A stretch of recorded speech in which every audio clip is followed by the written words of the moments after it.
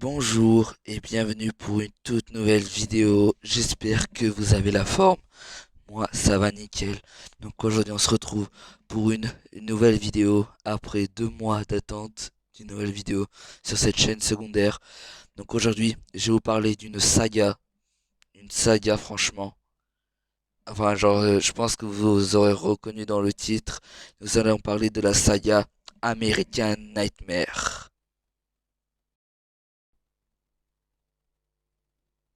Donc, on commence par le premier American Nightmare, sorti en 2013 et réalisé par James de Monaco. Donc, pour ceux qui ne savent pas de quoi parlent les films American Nightmare, alors, les films American Nightmare parlent d'un truc très célèbre aux États-Unis qui s'appelle la purge.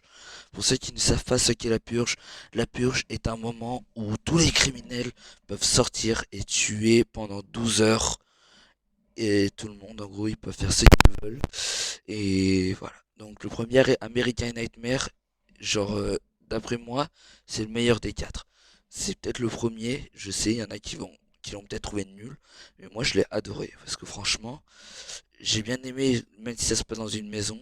Et donc du coup, en gros, je vais un peu vous expliquer l'histoire. Donc en gros, une famille va se préparer pour la purge. Donc voilà, donc ils font leur petit truc comme ça. Et en gros, à un moment, il y a le petit garçon. Enfin oui, parce que du coup, il y a un mère, oui, bien sûr, Yanis. Une mère, un père, et un garçon et une fille. Donc voilà, donc ils sont quatre. Donc le garçon, il va faire entrer un SDF. Mais ils savent que justement, les personnes qui font la purge veulent tuer ces SDF. Donc du coup, il leur donne un créneau. Du coup, il va y avoir les assassins qui vont venir chez eux, en gros. Genre, ils vont demander à qu'ils leur donnent le SDF. Sauf que le SDF est un peu partout dans la maison. Genre, il se déplace partout, etc. Et en gros, bah, ils vont pas le donner à temps. Et du coup, bah, ils vont devoir les affronter. Et voilà. Donc voilà, donc ça c'est un peu un petit résumé de l'histoire. Donc voilà. Donc franchement, mon avis critique, franchement c'est le meilleur des quatre. Franchement, euh, la mécanique, je sais qu'il y en a qui vont pas du tout l'aimer, mais moi je l'aime bien.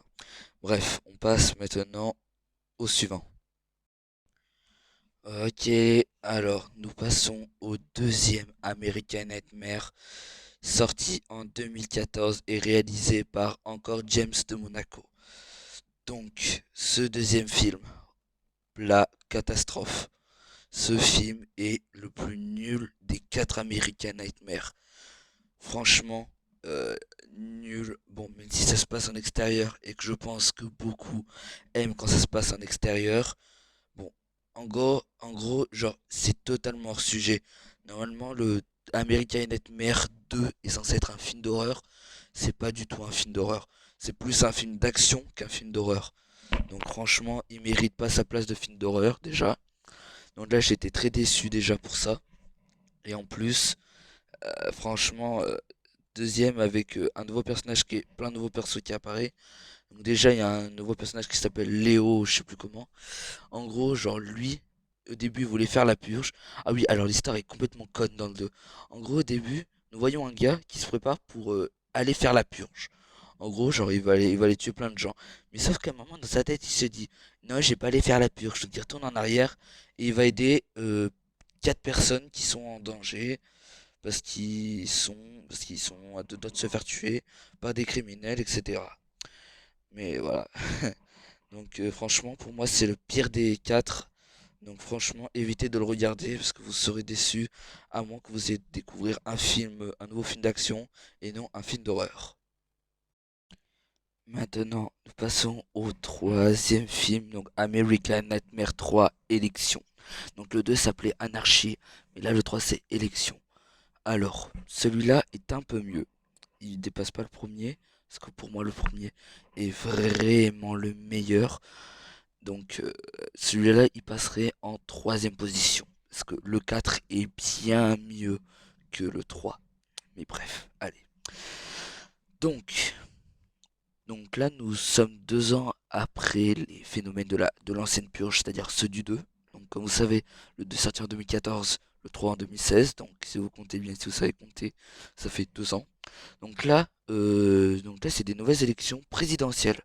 Donc en gros, il va y avoir une sénatrice va encore y avoir le Léo, là le fameux Léo, qui cette fois-ci est garde du corps de cette sénatrice.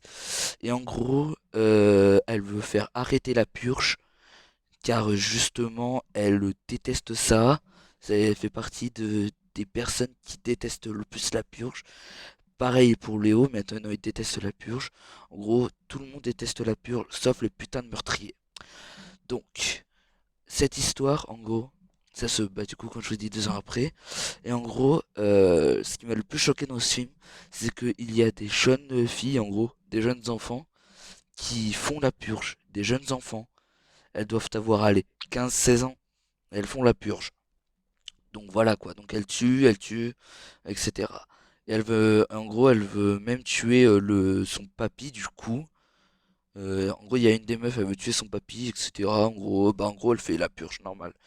Donc voilà, donc je le mettrai là. Et franchement, regardez-le parce il est un peu cool. Voilà. Ok, alors nous passons au American Nightmare 4, sorti en 2018 et réalisé par Gérard McMurray. Alors, son nom, c'est Les Origines. Donc dans le 4, en gros, on va retourner tout en arrière, dans le passé, dès la toute première purge. Donc, ce film, je le mets en deuxième position parce que il est vraiment cool. Dans le 4, on revient un peu dans l'horreur, mais on reste quand même dans l'action. Beaucoup. Franchement, il dépasse largement le 2 et le 3 réunis. Et le 1, bah, il les dégage tous. Bref. Donc, nous sommes en retour en arrière lors de la toute première purge créée au monde aux États-Unis. Et en gros, bah, il y a. C'est la merde, en gros, c'est une purge en fait, normal. Donc, du coup, ça se passe toujours en extérieur. Et voilà. Et en gros, bah, il va y avoir un petit. En fait, le seul problème dans ce film, c'est que il y a beaucoup trop d'action en gros. Genre, il y a trop de fusils, etc. Mais sinon, ce film est vraiment bien, mais il dépasse pas le premier.